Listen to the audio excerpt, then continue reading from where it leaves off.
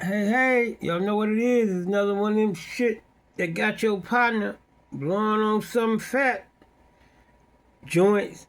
It's me, Lil D, with that fantastic P, and I got some news you could use. I have a video of DL Hewley, and he's explaining everything. He undressed this whole situation,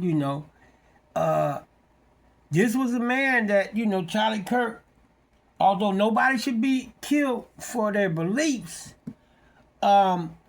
it's something to be said when you're insensitive, when you're spreading divisiveness, and you can't be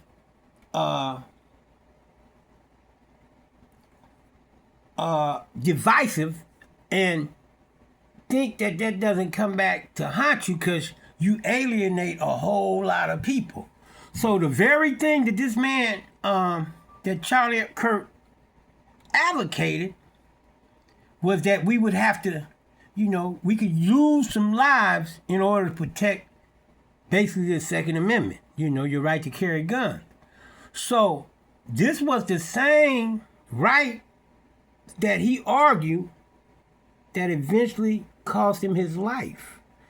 And it's a sad story to the extent that someone had to be killed. But it's not a place, most people that looked at this man didn't agree with, although he brainwashed a lot of college students that's still developing, he spoke on a lot of things that he had no right to be speaking on, in terms of, he was incendiary. He a lot of insensitive and hateful things came out of his mouth and his beliefs. And he dressed them up to make it look like it, but in the end, there were hateful beliefs. And when you spread hate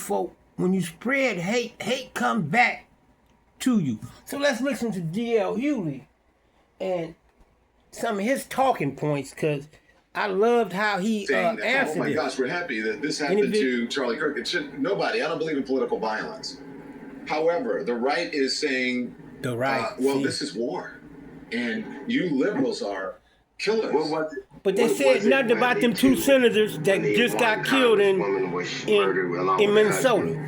In Minnesota, and another congressman. See, because here's the thing. It was two congressmen. Now, they bantering the word assassination around. Charlie Kirk was not a political figure. I mean, he might have been influential to political figures. And I was wrong for saying he wasn't assassinated. He was shot. DL was right. He was shot. And that's unfortunate. Unfortunately, that happens to far too many people.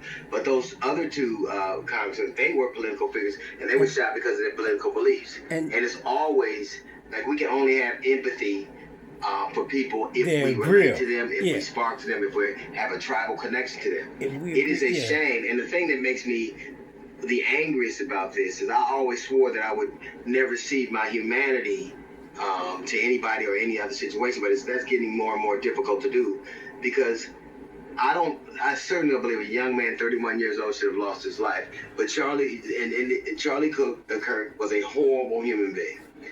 He said horribly incendiary things. As a matter of fact, he died. The very last words he spoke were basically putting the onus of gun violence on gangs, which is a synonym for black, synonymous with black people. He blamed, the very way he died was lying about black people with his last breath. And I just think the best thing I can say is that I hope he believed what he was saying. I hope he believed that lives being lost were worth it. Because that's what he said. I hope he believed that there should be a lack of empathy. He was parsing between sympathy. Sympathy means we have a similarity. Empathy means I have nothing to do with you, but I still understand. Feel your pain as a human being. And I hope he believed all the rhetoric he espoused, because if not, that was certainly an empty, vacant way to live, and certainly a horrible way to die. Speaking of, here is Charlie Kirk on empathy. Instead, it is to say you're actually not in pain. So let's just, very short clip. Bill Clinton in the 1990s, it was all about empathy and sympathy. I can't stand the word empathy, actually. I think he said he couldn't stand it, but that's what they want now. It does a lot of damage. It's crazy. It is very effective when it comes to politics. Sympathy I prefer more than empathy. That's a separate topic for a different time. Here's cut he 60. said he have no you respect for the people that deal with, when empathy, he don't have no empathy. That means you have to be connected to him and agree with him. If I can't relate to you, if I can't relate and I don't agree with you, then I don't care. Exactly. He said that's exactly what he said. No empathy for no you. Feelings about good feelings. No. Like even whenever, this is just my assessment of, when I hear a white guy tell me how much he loves Christ, I wonder who he hates more. Because it wasn't a mess of love and togetherness. It was separateness. It's superiority versus inferiority. And it amazes me how when Jesus was sitting with Lazarus, I don't want to get into Jesus. I'm going to cut it off after that because I don't believe none of that. He was a divisive, and like DL said, he was a horrible human being.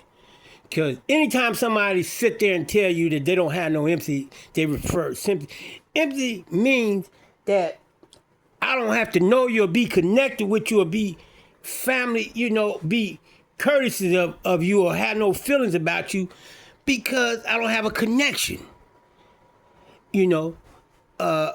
Empathy means the ability to feel for a person you have no connection with. Sympathy means somebody that you identify with and you can have sympathy. So it's two different things, but if you don't have empathy, that means you don't care about nobody that don't believe in you.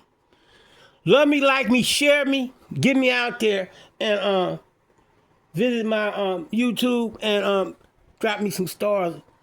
I holla.